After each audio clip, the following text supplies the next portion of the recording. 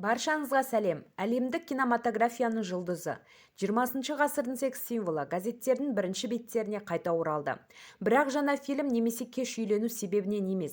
2024 жылдың қаңтар айының соңында сот Ален Делонның құқық қабілеттілігін шектеді. Медициналық мәселелер мен оның үлкен шығындары, мүлікті сату немесе беру мәселелерімен үшінші тарап мамандары айналысады.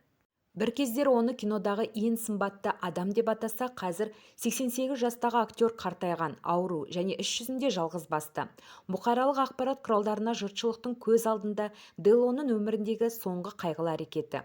Оның отбасының ыдырауы, оның 3 баласы өз байлығы мен әке махаббаты үшін күресуде. Осы шығарылымнан қараңыз, актердің балалары отбасылық мәселелерге сотты неліктен тартуы керек болды? Туыстары арасындағы қарым-қатынас қандай болды? Соңғы ғашығы кім болды? Және неге балалар бұл әйелді әкесінің үйінен қуып жіберді? Не седина в его волосах, а блеск. Цезарь бессмертен. Надолго. Бұл хикаяда грек драмасының екіге бөлінген отбасының, жер аударылған махаббаттың, бір кездері салтанатты мерекелердің орны болған тозығы жеткен сарайдың барлық элементтері бар. Және ең бастысы оның мазасыз өткен жылдары мен бетпе-бет келген қасірет кейіпкері бар. Француздар үшін Делон ең ұлы актер, алтын дәуірдің ер супержұлдыздарының соңғысы. Француз кинематографиясы 60-шы жылдары Еуропаны баурап алып еліктірді. Барыс қорқақ, оның ағалары, самурай және басқа да ондаған хиттерге түсті. Ален Делонның есімімен таныс емес адам жоқ. Ол бұрыннан танымал атаққа айналды. Актер ер сұлулықтың символы болып табылады. Одан әйелдердің әлі есі кетеді. Және оның тағдыры әдеттегіден гөрі қызықты және бай. Әскери қызмет, саясат, богемиялық танысу, сән, мафиямен қарым-қатынас, Голливуд және интрига. Мұның бәрі актердің күрделі портретін құрайды.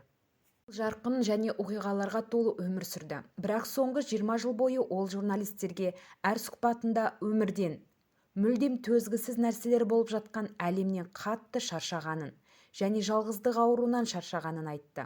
Атақ пен танымалдылыққа қарамастан ол өмірден басқа қуаныш таба алмады. Все в прошлом. Барлығы өтті, бәрі бітті, деді ол сарай сахнасынан. 2019 жылы Канндағы фестивальдерде алтын пальма бұтағы мүсіншесін алды. Француз бақ осы жылдар ішінде актердің құрметіне сонша сия төкті. Оның фильмдерінің экран алдында көрермендердің көз жасы қаншама. Делон сияқты камерада ешкім жиі және сенімді түрде өлген жоқ. Оның айналасында сюжет қаншалықты қайғылы болса, зұлым тілдер Ален Делон қалай өлуді ұмытты деп әзілдейді. 2021 жылы Франсуа Озонның «Бәрі жақсы болды» фильмі Канн байқауына қатысты. Бұл адал қыздың әкесінің өз бетімен өлуге, атап айтқанда швейцариялық клиникада эвтаназия жасауға көмектесуі туралы оқиға болды. Ален Делон бірнеше рет баспасөзге эвтаназия оның күндерін аяқтаудың тамаша нұсқасы екенін айтты. Сонымен қатар Энтонидің анасы және актердің бұрынғы әйелі Натали Делон да сол 2021 жылы эвтаназияға дайындалып жатқан. Онкологиядан зардап шекті, бірақ процедурадан өтуге үлгермей табиғи өліммен қайтыс болды. 2022 жылы Ален Делонның да барлық қажетті дайындықтары бастағаны және тиісті медициналық мекемені таңдап алғаны белгілі болды. Кенеттен оның есімі газет беттерінде аза тұту аясында емес, мүлдем басқа жағдайда пайда болды. Украина президенті Владимир Зеленскийден сұхбат алған ол, алдағы айларда Киевке баруды жоспарлап отырғанын айтты. Сұхбатта берген түсініктемесінде Ален Делонның Украинамен тарихи тығыз байланысы бар. Өйткені Париждегі Украин мәдени орталығы осында орналасқан. Авеню Син үйіндегі сарай бір кездері жұлдызға тиесілі болды. Жылдар бойы бұқаралық ақпарат құралдары Делонның жемісті мансабы мен оның жеке өмірінің егжей-тегжейлерін бақылап отырды. Әркім актердің 2 түрлі әйелден 3 баласы, 2 ұлы мен 1 қызы, сондай-ақ 3-ші ұлы бар екенін білді. Танылмаған, бірақ соңғайда белгілі болды. Бұл нағыз Делон отбасындағы драма. Балалар 2024 жылдың қаңтар айының басында бірнеше қорлау, айыптау, сот ісі және құпия жазбалар арқылы баққа өзара наразылықтарын білдірді. 59 жастағы Энтони Делонның үлкен ұлы Париж Матч журналына ұзақ сұхбат берді. Сонымен қатар теледидардан сөйледі. Журналистерге әкесінің өлейін деп жатқанын, өткен Рождествода олардың бірге өткізген уақыты әкелері үшін соңғысы болатынын айтқан. Сонымен қатар ол өзінің кіші әпкесі Анушканы өтірік айтты. Әкесінің когнитивті тесттерінің нәтижелерін қолданды және жасырды деп айыптады. Әкесі бұл мәселені өсиетті өзгертуге итермеледі. Энтонидің нұсқасы бойынша Анушка әкесінің жағдай қатты нашарлағанын ағаларынан жасырған. Өйткені оны ақшадан басқа ештеңе қызықтырмайды. 33 жастағы қызы қарсы шабуылда ол Делонның қартайып бара жатқанын, жақын арада бір күнде өлетінін айтып жүретін ұлының агрессивтілігіне бұдан былай шыдай алмайтынын айтып, сотқа арызданған. Энтони ағасы Ален Фабианның қолдауына дереу жүгініп, оған қарсы сот ісін жүргізді. Адвокаттар арқылы сыпайылық алмасу әлеуметтік желілерде қорлаумен қатар жүрді. Содан кейін олар теледидардан сөйлеп бір-біріне тағы да бірнеше рет балағаттады. Содан кейін Ален Фабиан 29 жастағы кенже ұлы қаңтар айының басында Инстаграмда Анушка мен әкесінің сөйлескен жазбасын жариялаған. Ол жазбада Анушка әкесінің құлағына Ален Делонға айқайлайды және оның неге олардың қарым-қатынасының бұзылуына жол беріп жатқанын сұрайды. Ол әкесінің қалған күштерін жинауға және ар-намысты қорлайтын жалған ақпарат таратқаны үшін ағасы Энтониді сотқа беруге көндіруге тырысады және Анушканың оның әкесінің қадір-қасиетін таптауға жол бермеуді сұрайды. Соңғы сот даулары Делонның емделуіне де қатысты. Ол 2019 жылы инсульт алған. Отбасы айтпай жүрген басқа да ауыр сырқаттары бар. Өткен аптада актерді сот тағайындаған дәрігер тексерді, бірақ оның қорытындысы бірден дауланды. Әкесінің есі дұрыс екені туралы анықтама оларға сәйкес келмейтін сияқты. Себебі Ален Делон өз ақшасын өзі басқара алады. Мұра үшін күресте тағы бір талапкер.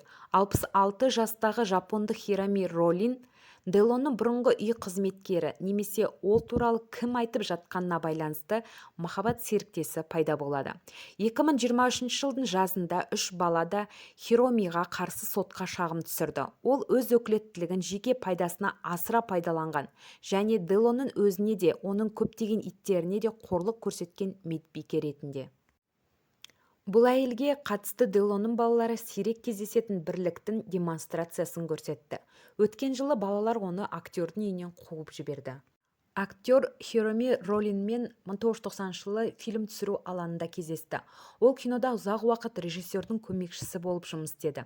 1991 жылы Хироми мен Делон бірге Казанованың оралуы фильмінде бірге жұмыс істеді. Актердің достарының көпшілігі бұл туралы былай айтады. Жылдар бойы олар тек жақын қарым-қатынаста болды. Кейін ғана ол бірге жақындай түсті. Бұл ерлі-зайыптылардың 30 жылға созылған қарым-қатынасы сияқты. Оның үстіне соңғы бір жыл ішінде Делон мен Ролин әңгімелесуде жоспарлар мен неке туралы жиі айтып отырған. Және 2019 жылдың жазында болған 2 инсульттан кейін актерге қамқорлық жасаған осы Ролин болған. Ролиннің айтуынша актердің балалары сарайға сирек келеді және Инстаграмда әкесімен селфи жасау үшін ғана келген. Өміріндегі жанжал мен Ролин ар-намысы мен қадір-қасиетіне нұқсан келтіргені үшін, әрекет ету процесінде дене жарақатын алғаны үшін қарсы сотқа шағым түсірді. Ол сонымен қатар балалары Делонға қажетті дәрі-дәрмектерді бермей, оның өміріне қауіп төндіретінін айтты. Балалардың да Ролиннің да талаптары сот шешімімен қанағаттандырылмады. Дегенмен содан бері Ролиннің сарай аумағына кіруіне қатаң тыйым салынды. Барлық осы қызықтар Парижден 120 километр қашықтықтағы орман иелігінде өтіп жатыр. Дәл сол жерде қартайған жұлдыз өзінің көптеген иттерімен тұрады. Өздеріңіз білетіндей, актер үй жануарларын, әсіресе иттерді жақсы көреді. Ол жануарларды қорғайтын қоғамда. Қазір оның 8-ге жетер-жетпес иті бар. Сонымен қатар оның барлық иттеріне арналған зират бар. Өмір бойы бұрынғы құйрықтылар осы ит қорымның ортасында. Олардың 45-і болған. Ол капелла тұрғызып, оған мұқият қарайды. Сарай көрінбейтін биік дуалдың артында орналасқан. Ол жұртшылық үшін толығымен жабық. Ролиннің айтуынша бұл қазірдің өзінде өзінің көлеңкесі. Бәрі бұзылуда, электр қуаты жұмыс істемейді. Ешкім қамқорлық жасамайды. Үйге ешкім ақша салғысы келмейді. Олар оның кетуін күтетін сияқты. Достары мен таныстарын айтуынша Ален Делон әлсіз және жиі шатастырса да ақыл-есі дұрыс және отбасымен не болып жатқанын түсінеді. Ол тек мүлкінің қалай бөлінетінін тыныш бақылап отырады. Ален Делонның байлығы шамамен 245 миллион еуроға бағаланады. Жыл басында жарияланған өсиет бойынша Делон мұрасының жартысы оның қызы Анушкаға өтуі керек. Сонымен қатар ол қазірдің өзінде Ален Делон International Distribution компаниясын басқарады. Компания коньяк, парфюмерия, темекі және аксессуарларды сатады. Мұраның екінші жартысы ұлдары Ла Фабиан мен Энтони арасында тең бөлінеді. Әрине, мұндай жағдай ұлдарды қанағаттандыра алмады. Ал енді олар бастаған кезекті медициналық тексеруден кейін Ален Делонның әрекет қабілеттілігі жартылай шектелді. Сонымен қатар ұлдары бар өсиетін интеллектуалдық және адамгершілік жағдайда жазылғанын заңды түрде дәлелдеуге мүмкіндік алады.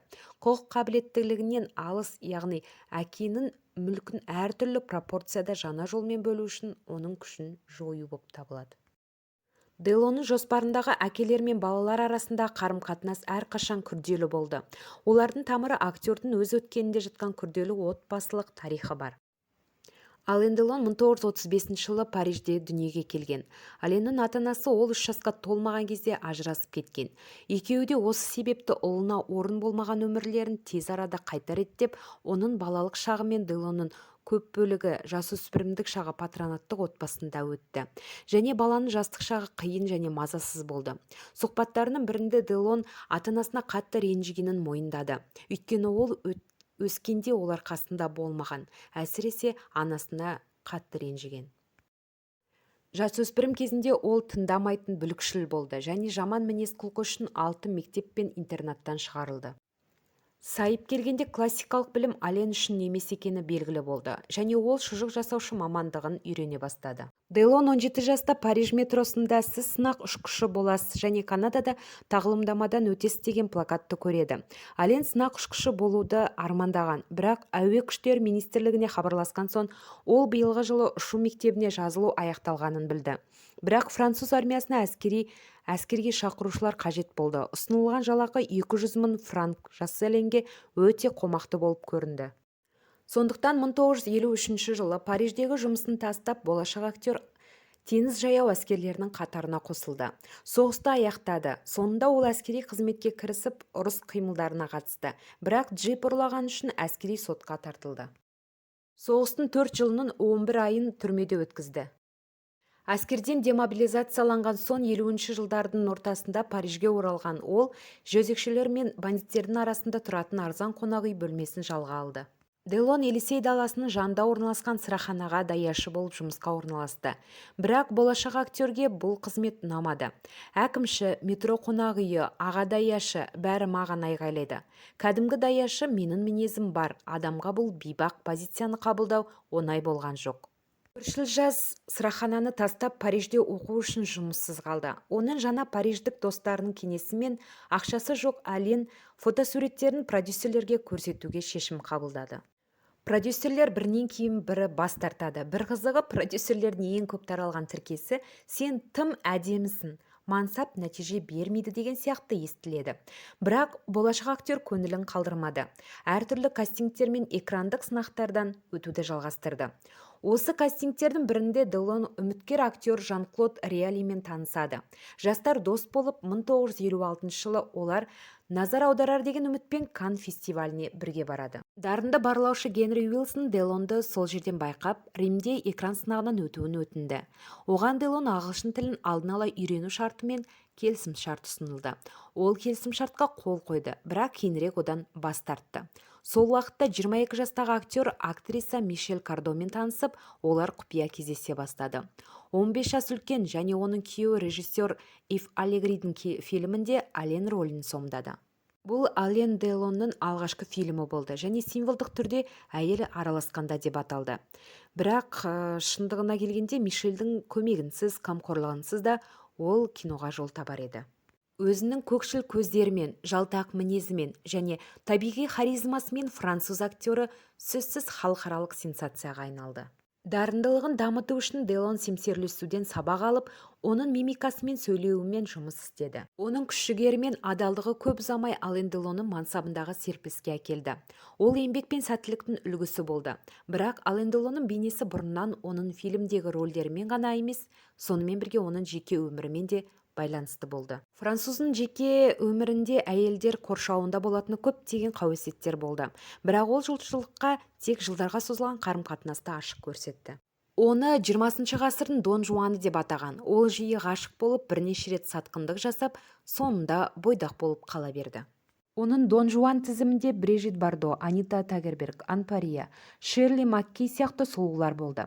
Бірақ бұл романдардың бәрі өткінші болды. Біз сізге Ален Делонның өмірінде ұзақ уақыт қалып, оның жүрегінде із қалдырған әйелдер туралы айтып береміз. 1958 жылы ол актриса Роми Шнайдермен кездесе бастады. Олар Кристина фильмінің түсірілімінің алаңында танысып, бірден бір-бірін ұнатпайды.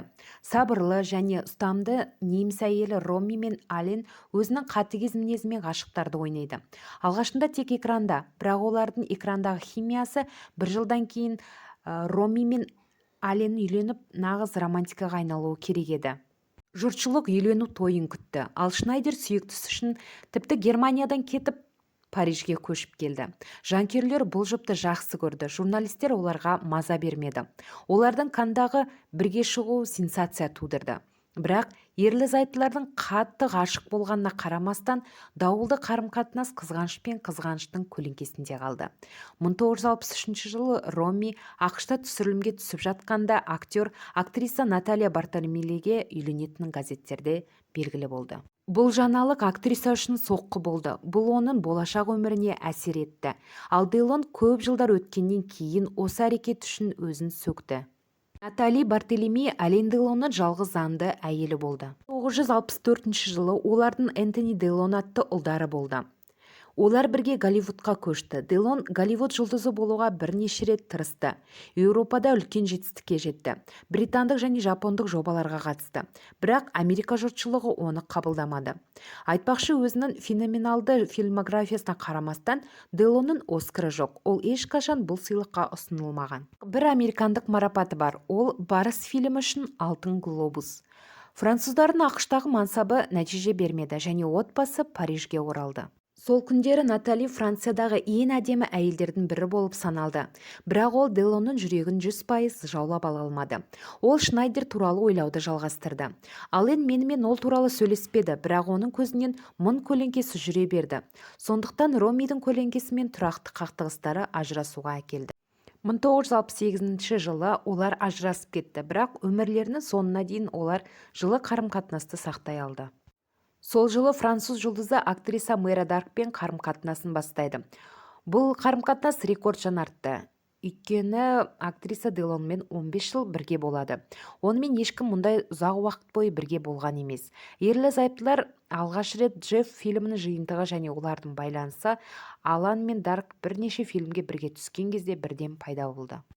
Мэри балаларды армандады, бірақ денсаулығына байланысты ол Делонға мұрагер сыйлай алмады. Олар ұзақ уақыт бойы онымен қарым-қатынаста болса да, Ален Делон бүкіл уақыт бойы оған адал болғысы келмеді. Ол жас актрисалармен де, әнші Дали Доймен де қарым-қатынаста болды. Олар тіпті әйгілі хит әнді бірге жазды. Ален Делонның қарым-қатынастарының барлығы дерлік өтпелі болғанда қандай да бір себеп бар. Ол тек қызығушылық танытты, бірақ қызығушылығы одан тез жоғалды. Мен өз сұлулығымды бір уақытта барлығымен бөліскім келеді деді. Ол көп ойнады және әрқашан құмарлықпен ойнады. Ол әйелдерді де, балаларды да, отбасын да емес, жаңа рөлдерді қалады. Бірақ оның барлық уақытын және бүкіл жүрегін кино ғана алды.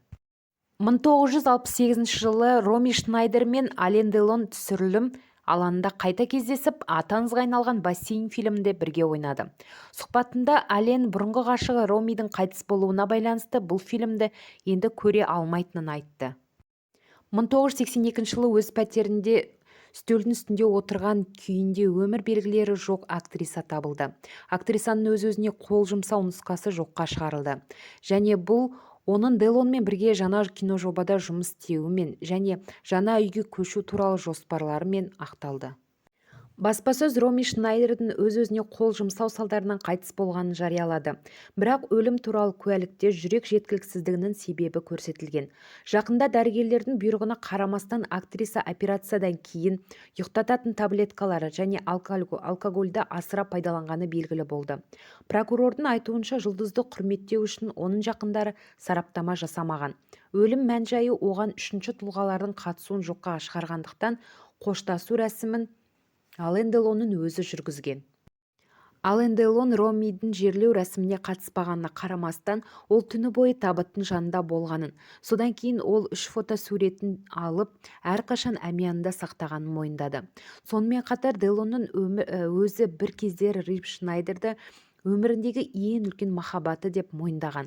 Бірақ актер бұрынғы ғашығы туралы естеліктер үшін ғана емес, бассейн фильмін не себепті көргісі келмейді екен? Ары қарай білетін боламыз. Бұл фильмді түсіру кезінде актердің өміріндегі ең жағымсыз оқиғалардың бірі болды. Және ол кісі өлтіруге және оның күзетшісіне қатысы бар деп айыпталып, бассейн түсіру кезінде Маркович деп аталатын іс басталды. 1968 жылы 1 қазанда оқағардың досы және Делонның көмекшісі Стефан Марковичтің өлтірілгені туралы газеттерде хабар пайда болды. Парижден алыс емес жерде Марковичтің мәйіті матрасқа оралып, полигонға тасталған күйде табылды. Басында қорқып ол тіпті өлтірілген адаммен таныстығы жоққа шығарды. Бірақ кейін ол мұның мағынасы екенін түсінді. Олардың қарым-қатынасы туралы тым көп біледі. Ол тактикасын өзгертті және әр бұрышта кісі өлтіруге мүлде қатысы жоқ екенін қайталады. Алдымен полиция түсініктеме алу үшін келді. Содан кейін оны Парижге жауап алуға шақырды. Ол барған сайын қобалжыды. Ол түсіру тобын тастап, бірінші рейспен ұшып кетуге мәжбүр болды. Тергеу кезінде Стефан Маркович Делонның әйелі Наталидің ықыласына бөленгені және олар жасырын қарым-қатынаста болғаны белгілі болды. Ален бұл туралы білетінін айтты, бірақ немқұрайлылық танытты. Өйткені ол ажырасу рәсімін баяғыда бастап кеткен. Баспасөз әйгілі есімді даттау мүмкіндігін жіберіп алмады. Көптеген нұсқалар мен оқиғалардың дамуын ойлап тапты. Тақырыптар ашығырақ, сұрақтар көбірек болды. Әдемі Делон сатқындықты кешіре алды ма деген тақырыптар сияқты. Журналистің тікелей сұрағына Натали оны Стефанмен алдағаны рас па? Делон қысқаша жауап берді. Бұл оның ісі. Тергеу басқа жолға түсті. Актер түсірілімнің алаңына оралып, фильмді аяқтауға мүмкіндік алды. Бірақ Ален Делонның осы төңіректегі шуы басылмады. Марковичтің ісі 7 жылға созылды. Делонды гангстерлер қызықтырды және олардың бейнелерін экранда жиі бейнелейтін. Оның достары ретінде көптеген қарақшылар болды. Осы достардың бірі Гайтано Зампа болды. Ол Марсель барындағы қырғында 10 адам қаза тапқан және Марсель саясаткері Фрэнсистің өлтірілуімен байланысты болды. 1970 жылы Ален Делон сұхбатында мүмкін сіз көп нәрсе түсінбейтін шығарсыз. Бұл шығу тегі мәселесі. Мен өзім корсикянмын. Мұндай жерлерде ар-намыс пен абырой сезімі әлі де салмақты. Мен досымның істегеніне алаңдамаймын. Не істесе де әркім өз ісіне жауап береді. Достарымның көбі гангстер. Мені актер болмай тұрып-ақ достасып кеттік. Марсель мафиялық топтары арасындағы қауіпті байланыстар 1991 жылы Фигр газеті актердің бұрынғы легионер Жак Алабияның ісі бойынша куәлік етуге шақырылғанын хабарлаған кезде қайтадан пайда болды. Осыдан кейін ол белгілі бір сабақ алды. Қоғам қайраткері ретінде оны ымыраға келтіру мүмкін кейбір байланыстарды үзіп мұқият болды. 1986 жылы актер модель тележүргізуші Розалия Иван Бременмен кездесті. Романтика ұзақ мерзімді қарым-қатынасқа айналды. 1990 жылы ерлі зайыптылардың Анушка Делон атты қызы болды. Ал 1994 жылы ұлы Ален Фабиан дүниеге келді. Ерлі зайыптылар еуропалық жоғарғы қоғамның өкілдері болды. Олар жиі бірге тамаша шараларда көрінді. Олар Канн фестиваліне қатысты. Бірақ ұзақ қарым-қатынасына қарамастан, ерлі зайыптылар 2002 жылы ажырасуға шешім қабылдады. Олардың айтуынша бұл жолы 30 жас кіші әйел жоғалтқан уақытының орнын толтырғысы келген, және ол адалдығымен ерекшеленбеген. Осы қарым-қатынастан кейін ол көптеген иттерімен өз сарайына қоныстанып, жабық өмір салтын жүргізе бастады. Оның өмірінде Роми Шнайдермен қарым-қатынасы кезінде есте қалған тағы бір маңызды әйел бар. 1962 жылы ол неміс әншісі және моделі Никамен қарым-қатынаста болды. Олардың романтикасы қысқа уақытқа созылды. Ол өзінің ұлы Аронды дүниеге әкелді. Ол оны өз баласы деп танудан бас тартты. Делон мен оның заңсыз ұлы Арон арасында драмалық сюжет болды. Ари бүкіл өмірін Делонды әке болуды мойындату үшін сот арқылы өткізді. Оған ешкім күмәнданбады. 1988 жылы баланың анасы бас сүйегінен жарақат алып қайтыс болғаннан кейін ұлдың ұқсастығы ғана емес, Делонның ата-анасы патронаттық тәрбиеге алып, тіпті оған Булон фамилиясын берген. Бірақ соған қарамастан сот Аридің барлық талаптарын қанағаттандырмады. Делон оны ешқашан ұлым деп танымады. Бірақ ұлына аздаған зейнетақы төлеуді ұсынды. Ари баспасөзде бұл алаяқ үшін тым көп, бірақ өз баласы үшін тым аз деп мәлімдеді. Әртүрлі жұмыстарды істеп, фотограф болып жұмыс істеді. 2023 жылдың мамырында 60 жастағы Ари Булонның денесі Париждегі пәтерінде қайтыс болғаннан кейін бірнеше аптадан кейін табылды. Соңғы жылдары ол көп ішіп, антидепрессанттарды көп пайдаланған. Көпшілік алдында Ален Делон танылмаған ұлының өліміне ешқандай реакция білдірмеген. Сондай-ақ актер өзінің үлкен мұрагері Энтонимен де көп жылдар бойы жанжалда болған. Энтони бір кездері актердің өзі сияқты өз еркімен қалады. Оның ата-анасы да ерте ажырасқан. Энтони анасымен бірге тұрып, өгей әкесінің қолында тәрбиеленген. Әкесі фильм түсіру және фестиваль өмірімен тым бос емес болды. Ұлын тәрбиелеуге аз атсалысты. Энтони өте нәзік болып өсті. 10 жасында ата-анасы оны Париж маңындағы интернатқа берді. Ален Делон ұлына ата-анасы ренжіткен нәрсені жасады. Баланы жыраққа жіберді. Онда 2 жыл болды. Содан кейін қашуға шешім қабылдады. Және Парижге үйіне қайту үшін шамамен 30 миль жаяу жүрді. Агрессивті мінезімен танымал Энтони 18 жасында көлік ұрлаған үшін сотқа тартылып, 1 ай түрмеде отырды. Бірақ бостандыққа шыққаннан кейін ол есін жиды. Ол әкесінің ізімен жүрсе, олардың жақындасуына көмектеседі деп шешті. Энтонидің әкесі оған ешқандай көмек көрсетпеді, және ол ешқандай қамқорлықсыз кәсіпте өз жолын жасады.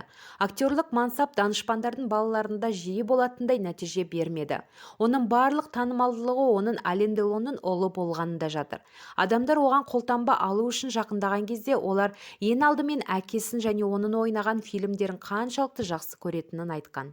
Энтони бизнесте де бағын сынап көрді. 1980 жылдары ол ID брендімен сәнді былғары курткалар мен джинсылар шығара бастады. Ален Делонның ұлының өнімдерімен байланысты болғысы келмеді. Бірақ ең алдымен өзінің бизнес империясы мен брендінің мүдделерін қорғауға тырысты. Сотта бас әріптерді қолдануға тыйым салынды. Ал бейресми деректерге қарағанда ол мафиямен кен байланысын пайдаланып, ұлы мен серіктестерін қорқытқан. Делонның кіші балаларына келетін болсақ, Алан Фабиан да актерлік салаға араласуға тырысты, бірақ сәтсіз болды. Ол модельдік бизнесте біраз жұмыс істеді. Содан кейін полиция шежіресіне жетті. Женевадағы әкесінің пәтерінде тұрып, ол сол жерде кеш ұйымдастырып, оның ортасында тапаншамен 16 жасар қызды ауыр жаралады. 5 жыл бұрын Алан Фабиан Лорданың жарысы автобиографиялық романын шығарды.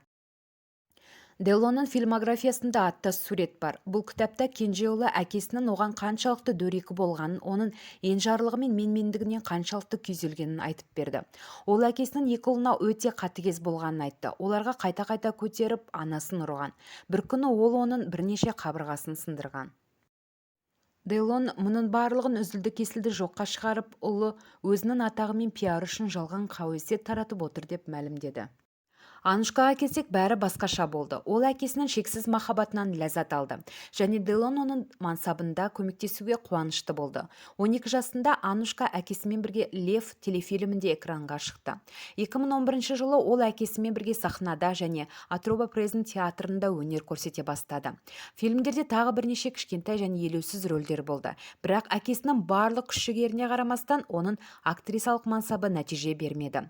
Жұбаныш ретінде әкесі оны өз компаниясының вице-президенті етіп тағайындады. 2008 жылы берген сұхбатында Ален Делон ешбір әйелге мен сені жақсы көрем деп жиі айтқан емеспін дейді. Әкесімен Канға барған Анушка болатын. 2019 жылы ол әкесінің бүкіл әлем бойынша картиналар жинағын алып, 2023 жылға аукционды ұйымдастыруға қатысты.